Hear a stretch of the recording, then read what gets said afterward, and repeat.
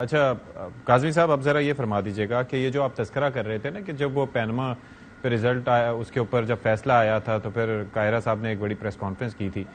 اب دوبارہ سے ظاہر ہے کہ آج جس طرح سے بلاول بھٹو زرداری صاحب کی جانب سے جو کہ موجودہ حکومت میں وزیر خارجہ ہیں جس طرح سے ان کی جانب سے ایک کنکر پھینکا گیا اور وزیر اعظم صاحب تو نہیں لیکن باقی ٹیم اور بجٹ کے حوالے سے جو ان کی تنقید سامنے آئی ہے تو یہ کیا لگتا ہے اور خاص طور پہ الیکشن کے حوالے سے جو انہوں نے بات کی کہ الیکشن کی تیاری کریں تو کوئی سوچ مختلف پائی جاتی ہے دونوں جماعتوں کی اور آئندہ یہ خلیج ہمیں بڑھتی ہوئی محسوس ہوگی دونوں جماعتوں میں؟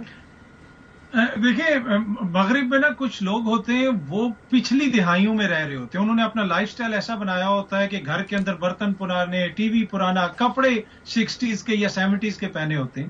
ان کی بھی وہی حالت ہے کہ یہ ابھی 60s 70s 80s اور 90s کی سیاست کر رہے ہیں. جو آج انہوں نے کنکر پھینکا وہ کسی جماعت کے اوپر نہیں تھا, وہ عوام کے شعور کی توہین کی. اب کوئی ایسا بجٹ ہے یا کوئی ایسا قانون ہے, کوئی ایسی پالیسی ہے جو پیپلز پارٹی کی مرضی کے بغیر یہ حکومت پاس کر سکتی ہے؟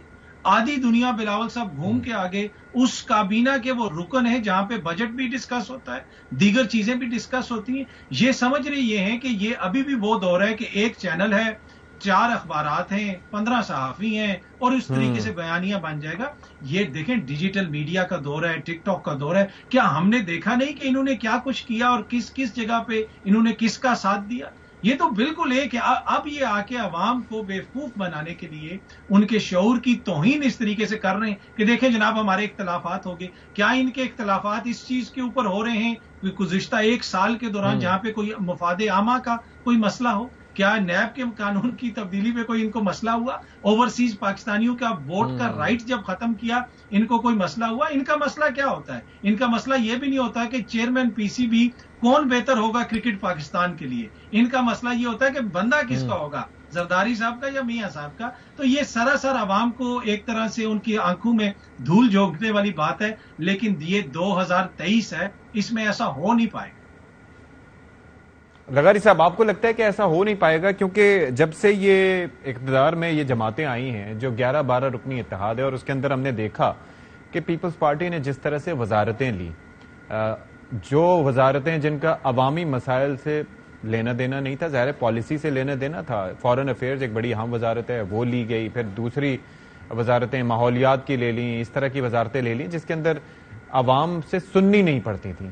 مطلب مسائل یہاں پر بجلی کے, اس کے علاوہ پیٹرول کے, لیکن بلاول بھٹو صاحب اپنے دورے کر کے اپنے تعلقات استوار کر رہے تھے, بہتری کر رہے تھے. اور اب آپ یہ دیکھ لیں کہ اس سے کیا پیپلز پارٹی کو فائدہ ہوا, اور آنے والے دنوں میں اگر الیکشنز ہوتے ہیں تو آپ سمجھتے ہیں کہ پیپلز پارٹی اس سے گین کرے گی یا اور زیادہ نقصان نون لیگ کا ہوا اس ساری صورتحال میں, یا جیسے کہ اطہر کاظمی صاحب کہہ رہے ہیں کہ عوام بہت ہی باشعور ہیں, ان کو نہیں بنایا جا سکتا؟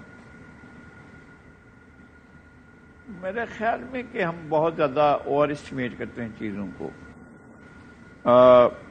جنوری فروری 2022 میں لوگ جھولیاں اٹھا کر دعا مانگ رہے تھے کہ عمران خان سے جان چھوٹے. عمران خان کو لانے والے پریشان تھے کہ کیسے لایا گیا.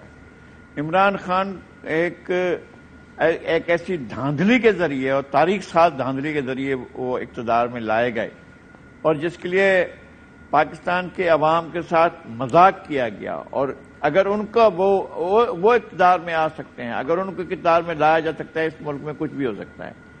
میں بالکل نہیں سمجھتا ہوں کہ وہ اقتدار کے حقدار تھے یا ان کو اقتدار میں لایا جانا چاہیے تھا. جس طرح سے دھاندلی کر کے, دھونس کر کے, آرٹس مشینیں بٹھا کر, دادا گیری کر کے جس طرح سے ان کو لایا گیا تھا, میرے خیال میں اس ملک میں کچھ بھی ہو سکتا ہے. اس کے بعد کوئی, اگر ہم میڈیا کے لوگ, اگر ہم ڈیجیٹل میڈیا کے لوگ, اگر ہم بڑے کمال کے لوگ جو ہیں وہ سارے کے سارے مل کر بھی کچھ چیز کریں تو میرے خیال میں ابھی ہمیں بہت آگے سفر کرنا ہے. ان چیزوں میں یہ بہار عرب نہیں ہے کہ جناب آپ جو ہے وہ التحریر اسکوائر میں بیٹھیں گے اور ٹویٹر پر کام کریں گے اور اس کے بعد جو ہے وہ حسنی مبارک بھی چلا جائے گا, پھر زین العابدین علی بھی چلا جائے گا اور قذافی کو مار مار کر قتل کر دیا جائے گا, عبداللہ صالح بھی چلا جائے گا, سارا کچھ چلا جائے گا اور پھر سب وہ آ کر کہے گی آخر میں کہ وی کیم, وی سا اینڈ وی ایلیمنیٹڈ.